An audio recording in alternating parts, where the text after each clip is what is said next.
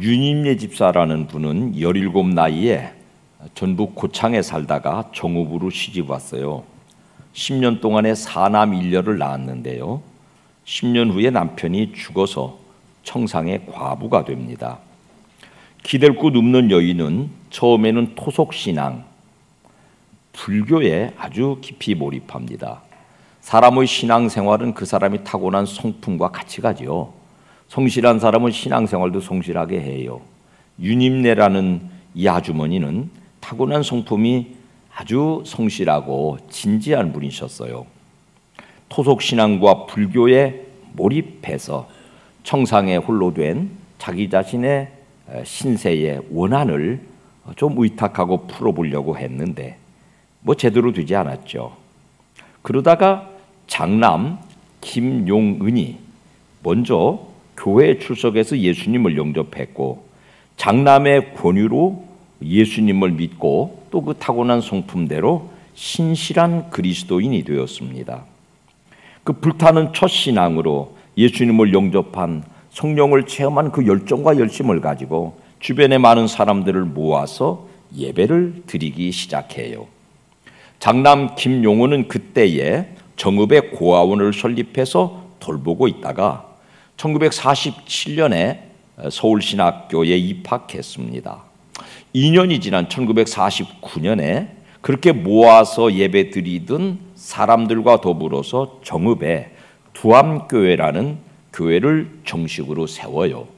근데 교회는 세워졌지만은 이 전도사님이라는 김용은 씨가 신학교 가서 공부해야 되니까 교회는 세워놓았지만은 교역자가 없다고요. 그 교역자 없는 교회를 어머니 윤임예 집사님이 맡아서 그 타고난 성품대로 진지하고 성실하게 잘 섬겨서 교역자가 없는 교회지만은 크게 부흥하게 되었습니다. 주일이 되면 어린이 청소년들을 일일이 찾아가서 모아놓고 복음을 전함으로 어린이 청소년들까지 함께 부흥을 이루었죠. 1950년에 동란이 일어났고요. 9월 하순경에 공산당들이 정읍 마을까지 습격해 왔습니다. 이미 서울신학에서 공부하고 전도사로 활동하고 있던 김용은은 마침 그 집안에 큰 독이 있어도 독 안에 숨어서 화를 면했는데요. 그 집에 들이닥친 공산당들에 의하여서 사실은 공산당이 아니라 그 지역의 좌익 세력들에 의하여서 둘째 아들 김용채 집사는 그 지역의 우익 인사들과 함께 희생을 당합니다. 그 형 김용은은 이미 만주나 북한 등지를 돌면서 해방 전부터 사업도 하고 복음을 전해왔더랬습니다. 그 당시에 김일성 대학에 잠시 머물렀던 미국 LA의 동양선교교회를 하시던 임동선 전사님과 함께 어우러져서 1949년 그러니까는 6.25 동란이 나기 6개월 전에 12월에 농안기 고향에 찾아와서 농민들을 대상으로 복음도 전하고 공산주의가 어떻다는 반공 시국 강연도 벌였습니다. 그리고 나서 얼마 지나지 않아서 한국 전쟁이 터졌습니다. 지방에 자리 잡고 있던 일제시대 때부터 있었던 그 빨갱이 세력들은 좌익 세력들은 김용은이라고 하는 사람이 탁월한 리더십을 가지고 그 젊음의 영성을 가지고 잘 배운 사람이 덩치도 크고 아주 훤칠한 분이거든요. 이 사람이 동네 사람들 전체에게 이 빨갱이가 얼마나 사악한 집단인지를 폭로해 버렸으니까 얼마나 믿겠어요. 극렬 반동 분자죠. 그래서 김용은을 찾아잡아 죽이려고 매일 횃불과 죽창을 들고 온 마을과 그 가택을 수색했습니다. 다행히 그들의 혈안이 돼서 추적하는 눈에 김용은은 잡히지 않았지만은 그의 9월 28일에 인천 상륙작전이 성공하고 10월 19일에 공산당들이 이제 패주하면서 일부는 지리산으로 들어가고 일부는 이제 북으로 패주하는 그 과정에서 윤임예 집사를 붙들어다가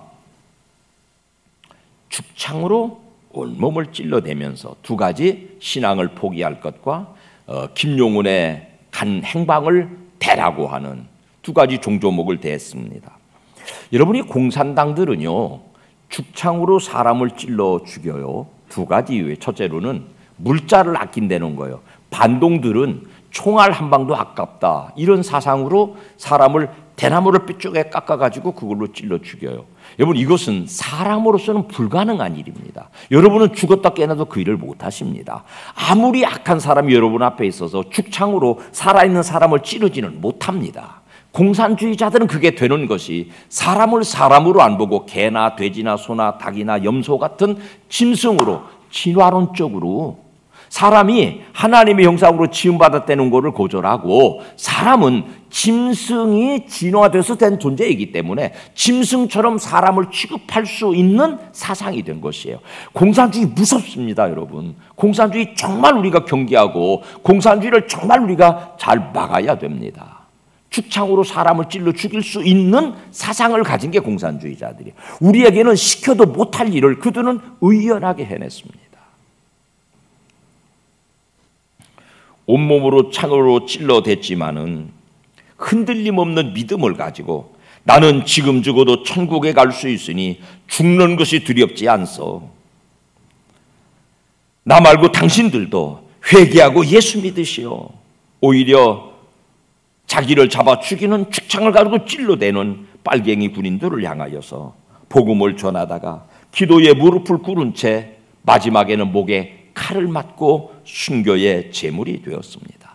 나중에 시신을 수습하는 과정에서 발견된 바에 의하면 이 윤임예 집사는 교회 강단 아래에서 무릎 꿇린 채 온몸에 죽창의 상처와 함께 칼이 목에 박힌 채로 발견되었습니다.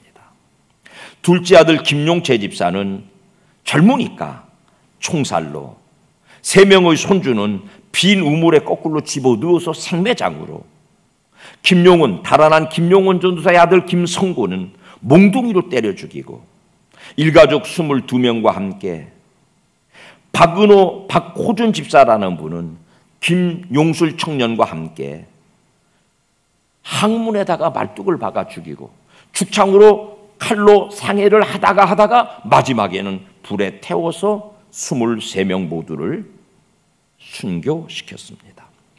교회는 이분들을 거룩한 순교자로 기억하고 기념하고 있습니다.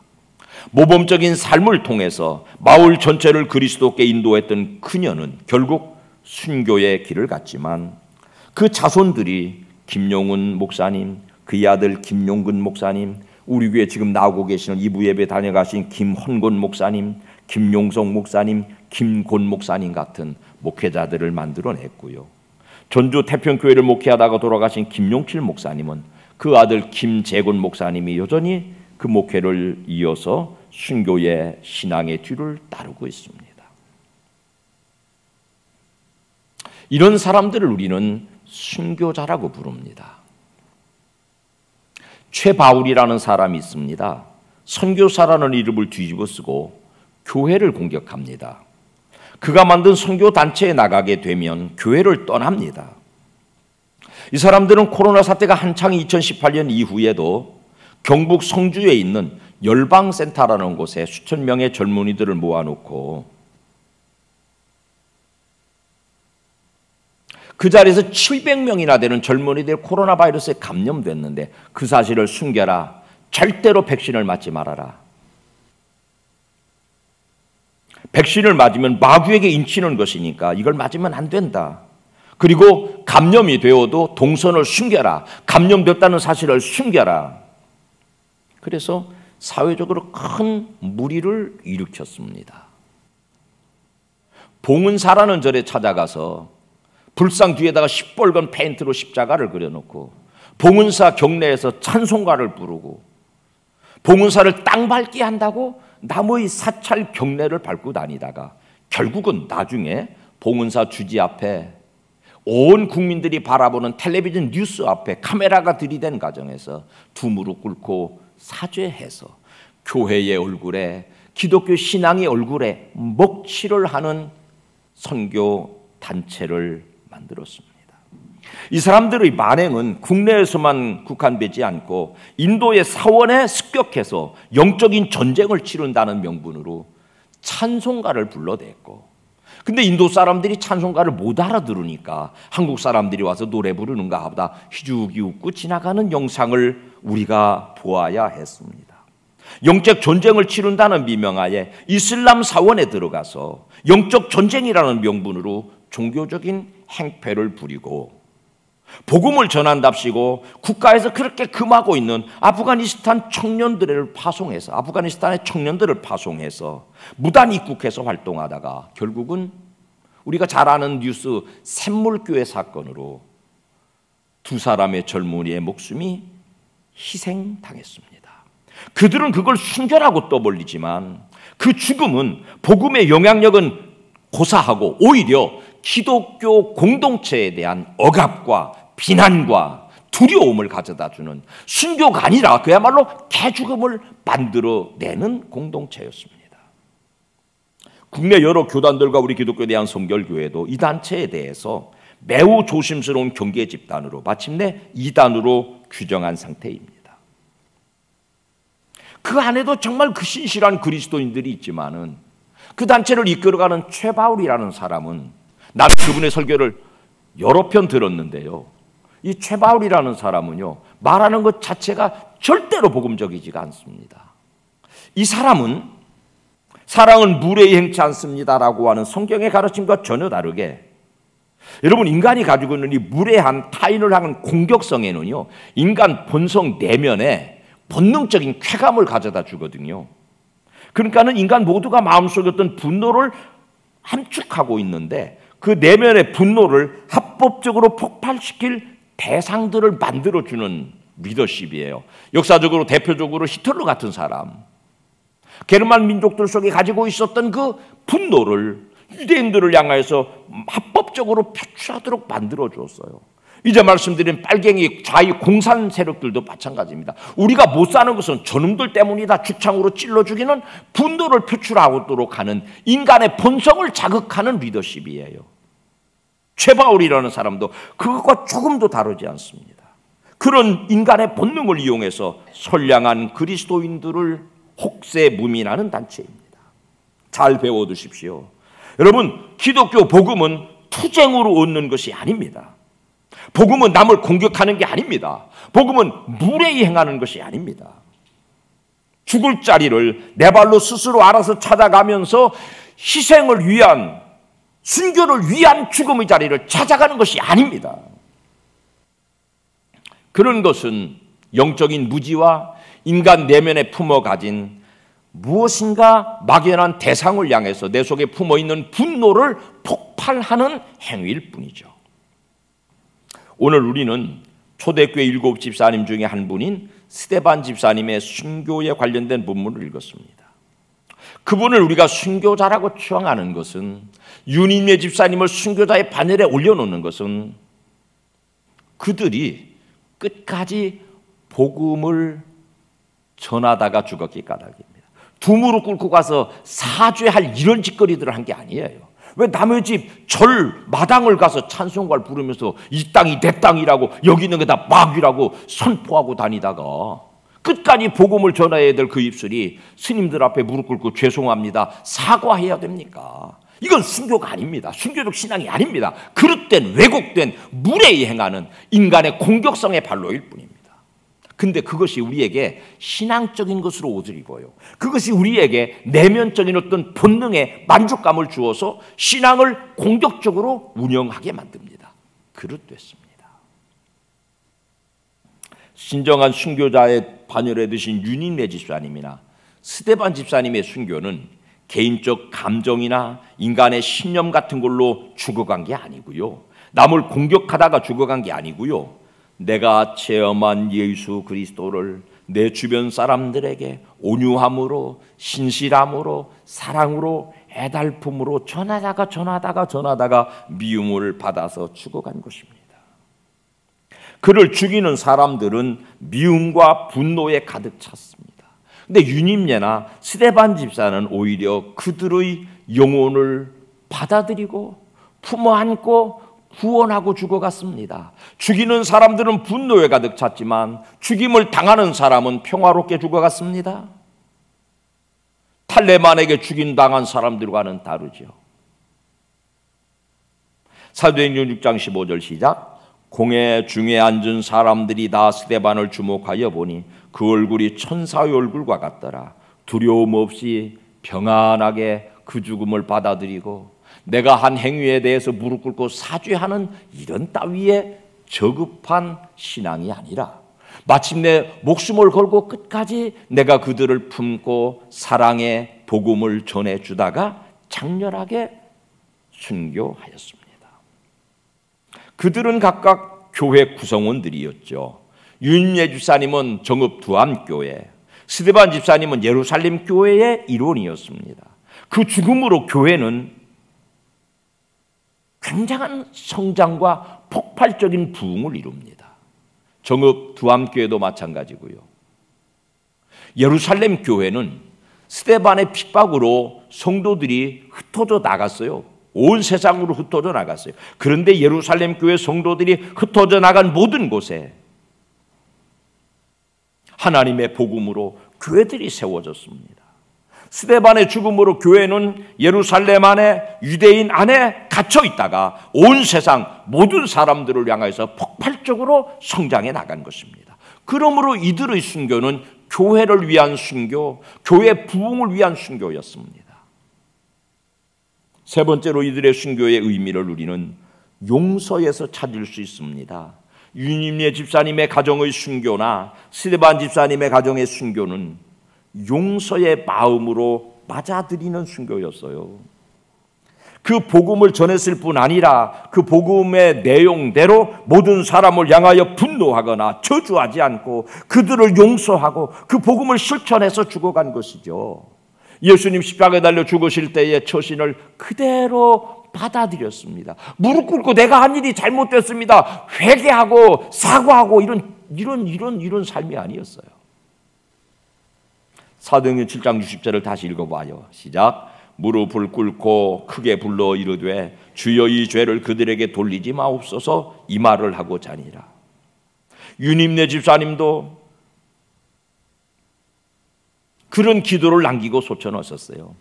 그가 죽은 이후에 그 마을의 전쟁이 끝났고 여전히 좌익과 우익이 대립합니다. 여러분, 좌익을 나라의 국시로 삼고 사는 공산주의, 사회주의 사상을 국시로 삼고 사는 나라들은 가난할 수밖에 없습니다. 구조적으로. 그 두암리 마을에도 좌익 세력들은 전쟁 끝난 다음에도 호구지책이 모자라요. 밥도 못 먹고 살아요. 우익 편에 서 있던 사람들은 밥 먹고 살고 부유하게 삽니다. 근데 어머니를 가해해서 죽게 만든 한 마을의 좌익 세력들의 자녀들이 돈이 없어서 학교도 못 가요. 김용훈 목사님, 죽으신 윤인내 집사님의 장남 김용훈 목사님, 우리 어머니를 죽인 그 자녀들을 불러다가 장학금 주어서 공부시켜서 대학 보내서 사회적인 역할을 감당하도록 용서뿐 아니라 그 후손들을 길러내는 데까지 손을 미쳤으니까 이게 진정한 순교자의 정신이 옳습니다. 무엇보다도 그들이 하나의 미랄로 죽어 썩어간 자리에는 수많은 영혼들이 구원받습니다. 스데반의 죽음의 자리는 그를 죽이는 일의 책임자였던 바울의 회심의 단초가 되었죠. 바울을 변화시켰어요. 그 변화받은 바울은 수많은 영혼들을 구원하고 마침내 자기 자신도 순교의 길을 의연히 걸어가지 않았습니까? 유님네 집사님의 자녀들 중에 살아남은 김용훈 목사님은 여러분도 잘 아시는 군산의 중동교회를 개척해서 대교회를 이루셨고, 그 동생 김용칠 목사님은 전주의 태평교회를 열어서 크게 교회를 부흥시켜 영혼을 구원하시다가 각각 하나님의 나라로 가셨고요. 그 자녀들 중에서 그 가문에서 수백 명의 목회자와 장로님들이 선교사로 사모님으로 봉사 헌신하고 있습니다. 우리 교회 출석하시는 김홍기 목사님은 바로 그 김용훈 목사님의 장남이 되십니다. 목숨을 버리는 것을 적색 순교라고 그럽니다. 제가 이번 주에 순교 신앙을 설교하려고 아내한테, 여보, 스데반 순교한 거 생각하면 당신 뭔 생각나요? 아이를 가져야 산고를 치를 수 있지 않아요. 아이를 가지면 자기가 원하든지 원하지 않든지 산고를 치러야 되잖아요. 하나님이 기회를 주시면 해낼 수 있는 일이 순교입니다. 하나님이 기회를 주셔야 해낼 수 있는 일이 순교입니다. 아이를 가져야 출산에 산고를 겪지 않습니까? 우리에게도 하나님께서 신앙을 목숨과 바꿀 기회를 주시면은 그 순교적 신앙을 감당해 내겠지만, 그렇지 않은다면은 하고 싶은 사람은 물론 없겠지만은 하고 싶어도 못하는 것이 순교라는 생각이 드네요. 제 아내의 고백이었습니다. 사랑하는 성도 여러분, 우리의 신앙을 목숨과 바꿔야 될 유님네 집사님 같은 절체절명의 위기를 만나면, 스데반 집사님 같은 절체절명의 위기를 만나면 고품격 우리 복된 가족들은 내 신앙을 목숨과 의연히 바꿀 수 있는 성도님들인 줄로, 순교자들인 줄로 믿습니다. 진짜지요? 목숨을 신앙과 바꿀 수 있어야 이 신앙이 진짜예요. 안심하실 것은 애기 배야 애기 낳아요. 그 기회가 주어져야 그것 동당하고 그 영광 받을 수 있어요. 안심하셔요. 그런데 죽지 않았지만, 신앙을 목숨과 바꾸지 않았지만 순교적으로 목숨을 걸고 신앙을 살아낸 사람들을 백색 순교자라는 이름으로 부릅니다. 목숨은 살아있지만 나를 위해 사는 것이 아니고 영혼 구원과 교회를 위한 평생의 헌신의 사람을 우리는 백색 순교자라고 합니다. 유님의 집사님이 그렇게 순교의 제물이 되시고 난 그 나머지 자녀들은 평생을 살면서 무토지, 무주택, 무통장, 무폐물을 원칙으로 구수하고 살다가 마침내 하나님이 이 땅 위에 살라고 주신 이 몸뚱어리 시신까지 병든 사람들을 위한 의학 발전에 사용해 주십사 기증하고 떠났습니다.